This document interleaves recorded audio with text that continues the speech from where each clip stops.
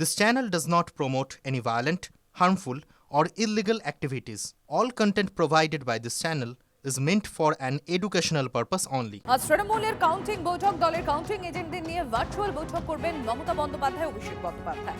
গণনার দিনে কোনো খামতি রাখতে চাইছে না তৃণমূল কংগ্রেস। গণনা কেন্দ্রে কি করণীয়, কি বিষয়ে নজর রাখতে হবে তা নিয়ে এজেন্টদের বার্তা দেবে মমতা, অভিষেক। আজ বিকেল 4টে বৈঠক। 291টি কেন্দ্রের কাউন্টিং এজেন্টরা থাকবেন বৈঠকে। কাউন্টিং এজেন্টদের সঙ্গে বৈঠকের আগে গণনার 72 ঘন্টা আগে গতকাল কালীঘাটের বাড়িতে মমতা বন্দ্যোপাধ্যায়ের সঙ্গে বৈঠক করেন অভিষেক বন্দ্যোপাধ্যায়। প্রায় 2.5 ঘন্টা কথা হয় দুজনের বলে খবর। এটা সম্পূর্ণ সাংগঠনিক ব্যাপার, ওটা নিয়ে বাইরে কোনো মন্তব্য করব না। পার্টি, এইটুকু বলছি, পার্টি সমস্ত রকমভাবে পার্টির শীর্ষ নেতৃত্ব তারা ইলেকশনের আগেও সমস্ত প্রার্থী, এজেন্ট, কর্মী যারা বুথে, তারাই আসল সৈনিক। যারা election, day of election and day of counting, যারা সমস্ত বুথে বুথে থাকেন এবং যারা সমস্ত কাউন্টিং সেন্টারে থাকেন, তারাই তো এক একজন, তারাই মমতা বন্দ্যোপাধ্যায়, তারাই এক একজন অভিষেক বন্দ্যোপাধ্যায়, তারাই এক একজন প্রার্থী।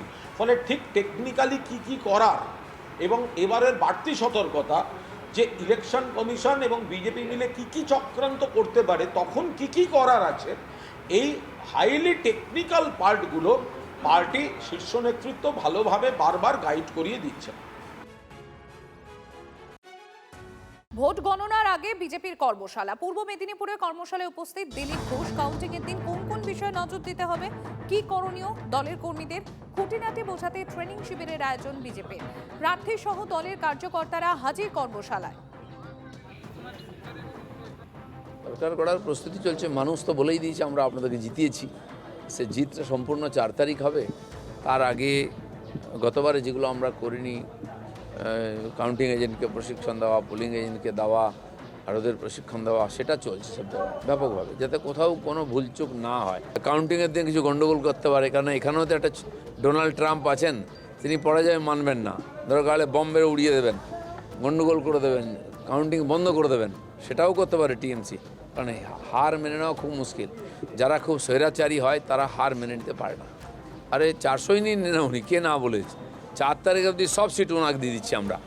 4 তারিখ দুপুরের পর থেকে আমরা জিতবো, আমরা সরকার গঠন করব। ভবানীপুরের ফল নিয়ে আত্মবিশ্বাসী শুভেন্দু অধিকারী। প্রথম ও দ্বিতীয় রাউন্ডে তিনি লিড পাবেন দাবি শুভেন্দু।